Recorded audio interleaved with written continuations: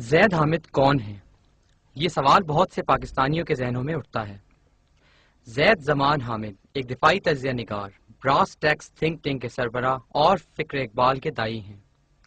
2 برس قبل زید حامد نے تکمیل پاکستان کے نام سے اپنے نظریاتی اور انقلابی پروگرام کا آغاز کیا۔ زید حامد پاکستان کی نوجوان نسل کی ایک مقبول ترین شخصیت کے طور پر سامنے آئے۔ گزشتہ کچھ عرصے سے ان کے مذہبی عقائد کے حوالے سے کچھ مخصوص مذہبی گروہوں کی طرف سے سوالات اٹھائے جا رہے تھے، جن کی روح سے انہیں دائرہ اسلام سے خارج قرار دیا جاتا رہا۔ اس حوالے سے القمر آن لائن نے جب زید حامد سے ان کے مذہبی عقائد کے تناظر میں جاننا چاہا تو انہوں نے خصوصی گفتگو میں اپنے مذہبی عقائد کو ان الفاظ میں بیان کیا۔ اپنا مالک حقیقی معبود مانتا ہوں اور سمجھتا ہوں،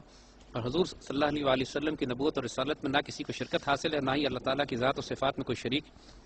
میرا ایمان، عقیدہ اور نظریہ یہ ہے کہ حضرت محمد صلی اللہ علیہ وآلہ وسلم اللہ کے آخری نبی اور رسول اللہ ہے۔ آپ صلی اللہ علیہ وآلہ وسلم کے بعد جو شخص دعوی نبوت اور رسالت و خود ساختہ مہدیت کا دعویٰ کرے یا اپنے آپ کو خلفائے راشدین سمیت کسی ادنا صحابی کے مقام و مرتبے پہ فائز سمجھے،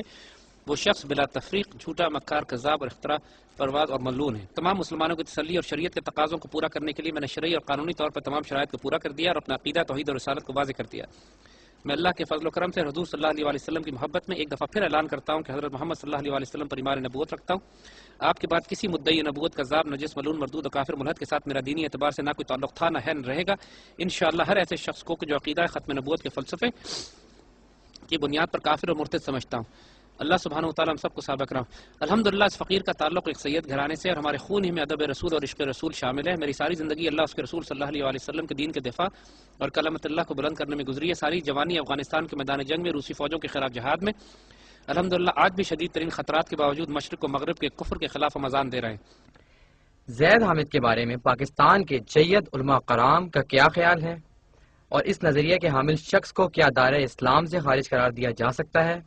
اس کی وضاحت ممتاز عالم دین علامہ مفتی احمد علی قصوری نے کچھ یوں کی۔ جب کوئی صاحب علم گفتگو کرتا ہے تو اس کی گفتگو کے جو اجزاء ہوتے ہیں ان سے پتہ چل جاتا ہے کہ بھی اس بندے کے اپنے ذاتی رجحانات کیا ہیں، نہ صرف کہ حوالہ جات سے بلکہ تواتر، ایک تسلسل جو ہے وہ موجود ہوتا ہے، پھر اس کی ریفرنس آتے ہیں، افکار جو ہے ان کی تشریح آتی ہے اپنے الفاظ کے اندر، تو وہ بندے کی ڈیپتھ کا اور اپنے مضمون کے اوپر اس کا جو گرفت ہے تو پتہ چل جاتا ہے۔ میں ان کے بارے میں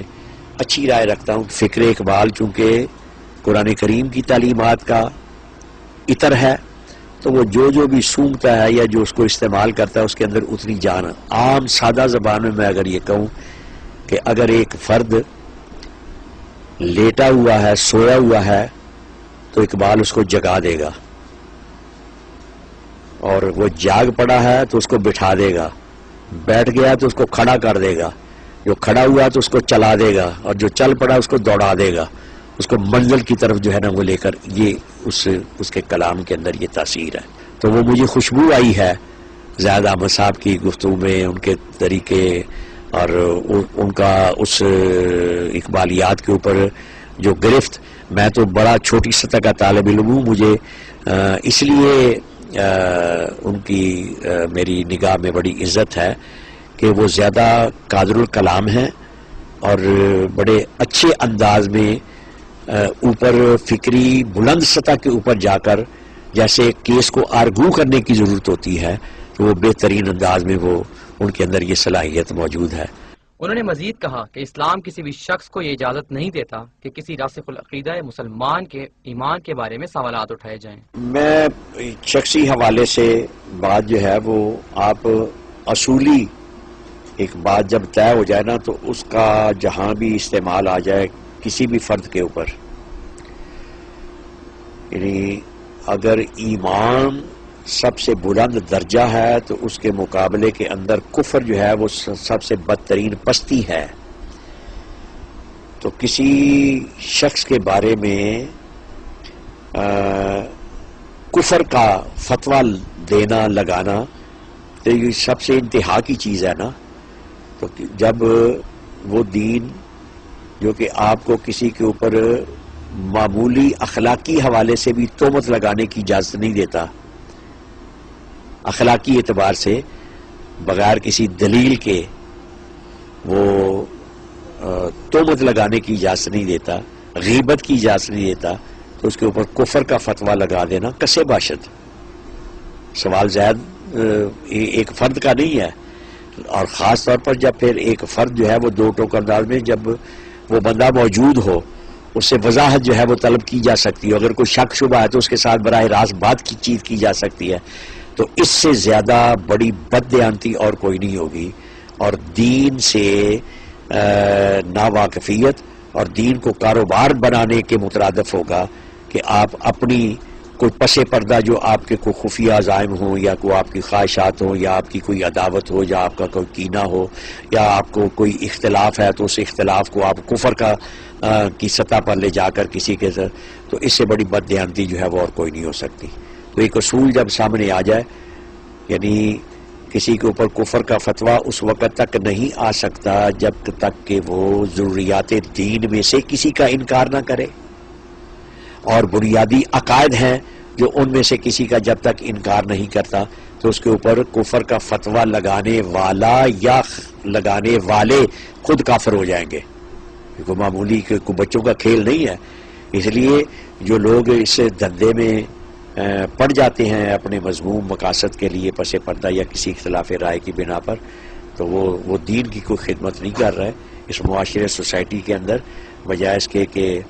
آپ فتنہ جو ہے وہ کوئی نہ کوئی کھڑا کر دیں، تو وہ اس سے گریز کیا جانا چاہیے. پاکستان کی ایک ممتاز علمی درس کا جامعہ نعیمہ کے علماء نے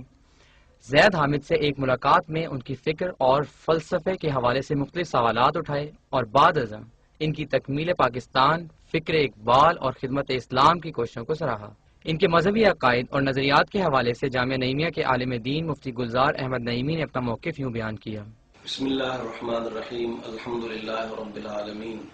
والصلاة والسلام علی خاتم الانبیاء والمرسلین. ان کی سٹیٹمنٹ کو دیکھتے ہوئے کوئی بھی مسلمان ان کے ایک راسخ العقیدہ مسلمان ہونے کی حیثیت میں کوئی شک نہیں کر سکتا. میں سمجھتا ہوں کہ انسان جو اپنے ظاہری اعتقادات کو لوگوں کے سامنے لے کے آتا ہے اور جس انداز سے وہ اپنے بیانات اور گفتگو کرتا ہے،